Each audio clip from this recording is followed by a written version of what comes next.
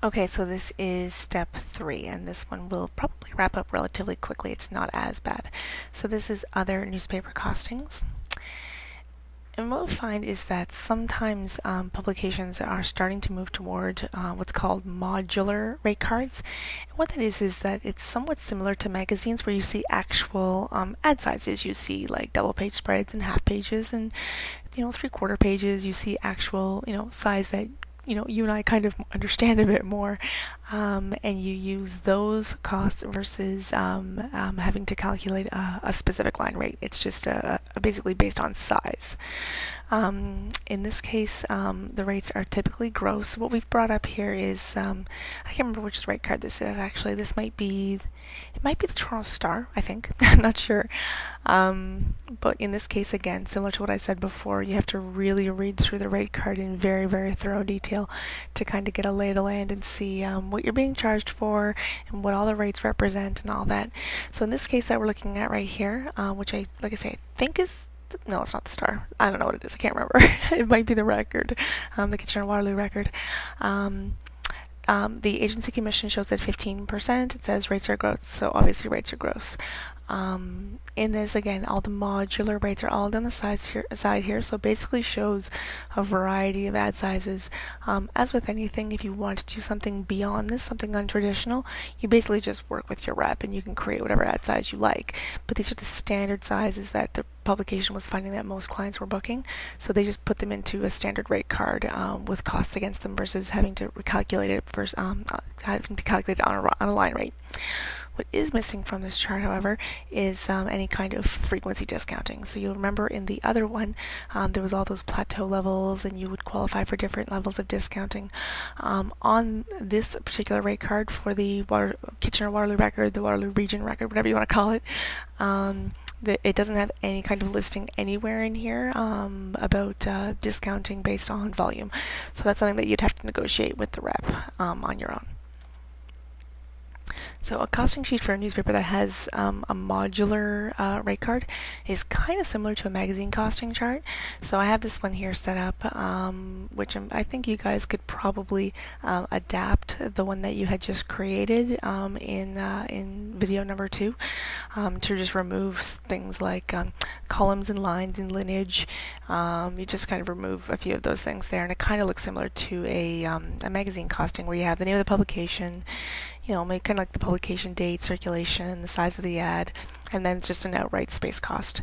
Color charge and insertion. So the insertion formula would still be in there, which would be reflective of the space plus the color. And then number of insertions, total gross cost. So all these formulas would basically stay the same. So we're going to actually go back up one quick second because we looked at a 2/3 page for color. So if we look at the Waterloo Region record, a 2/3 page for color on a Saturday, $10,659, and which is what we have in here, $10,659. The color charge, $2,664. Just going to double check that and look down here at our 4-color process charge for Saturday is $2,664. So it's pretty simple that it just calculates by adding those two together to create your insertion cost, multiply that by number of insertions to get your total cost. Again, total circulation is reflective of the one-time circulation multiplied by the number of insertions, and your CPM stays the same as it was. So it's pretty straightforward. Other considerations that you may encounter as you are booking newspaper, the most common one would be positioning. There is a significant amount of clutter in the newspapers, so if you do want to ensure that you run in a specific section or on a specific page, if you're trying to be in the A section or the upfront section, which is typically the most read section that has the most reach, you have to pay a premium to guarantee that. If you're looking for editorial relevance and you want to be up against a specific editorial column, like an opinions column or a regular feature on finance perhaps, you'd have to pay for that guaranteed space. Or if you want to have obviously a cover position, there'd be a premium on that. So a lot of times what happens is that if it's if your position request is a nice to have but not a need to have, you can request it through the rep and they'll try and do their best. If no one else has requested it, they'll try to accommodate you where possible. But if you want it to be absolutely guaranteed, if it is very important to you, then you have to build in that premium for the guarantee. That Calgary Herald costing that we had done in video number 2, if you guys still have that open, there is a position charge statement in the Calgary Herald rate card that says for guaranteed positioning, it's 15% extra to be in the first section, so section A, when it's available. It's 10% extra to be in any other specified section. For a specified page, if you want to pick page 4 or whatever, it's 25% extra as long as it's available. And to guarantee being on page 2 or 3, which are obviously the top 2 pages, it's an extra 50%. So hopefully you guys still have that newspaper costing for the Calgary Herald that we put together, because I'm just going to show you quickly the columns that we'd have to add in to build in a positioning charge. So it's just these columns here, and I'm not even going to bother to open up Excel because I think this is pretty straightforward. So in between your insertion cost and your total number and your number of insertions, you just kind of insert 2 columns here.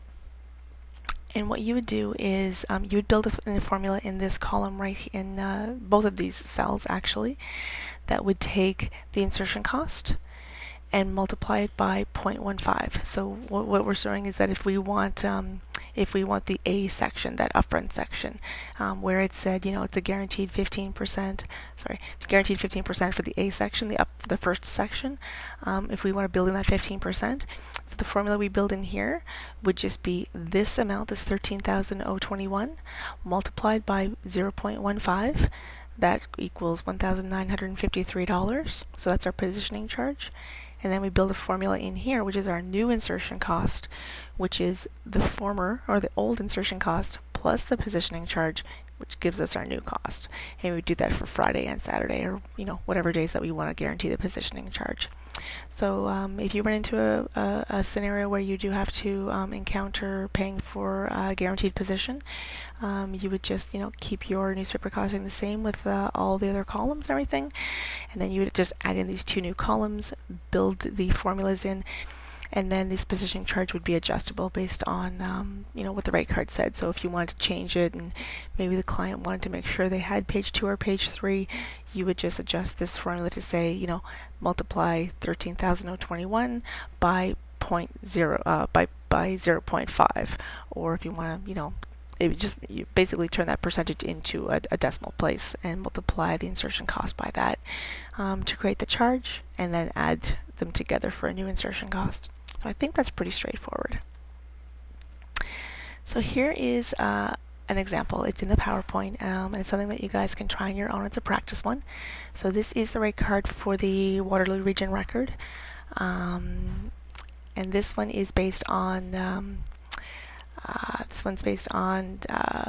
line rates. It's not the modular one. And sorry, now that I think about it, that modular one that we looked at, that was actually Halifax Chronicle Herald. That wasn't the Waterloo Region record. That was Halifax.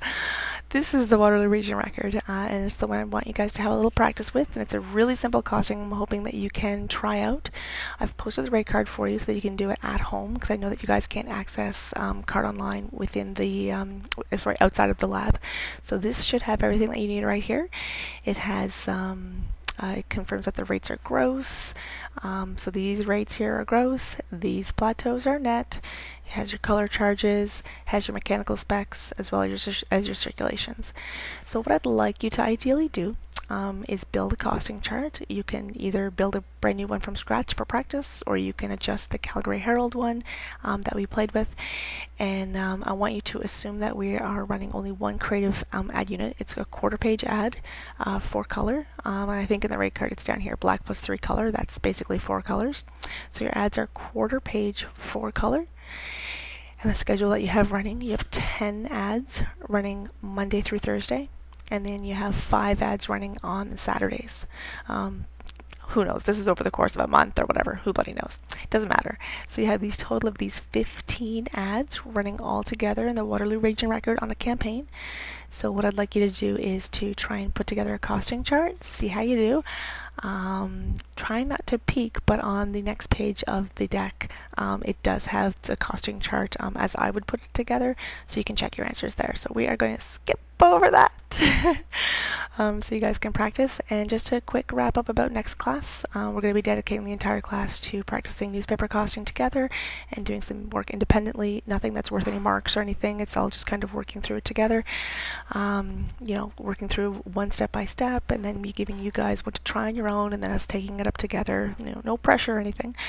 And then in the learning plan, just a quick heads up, it does state that there will be a quiz in next week's class when we're together. I have moved that.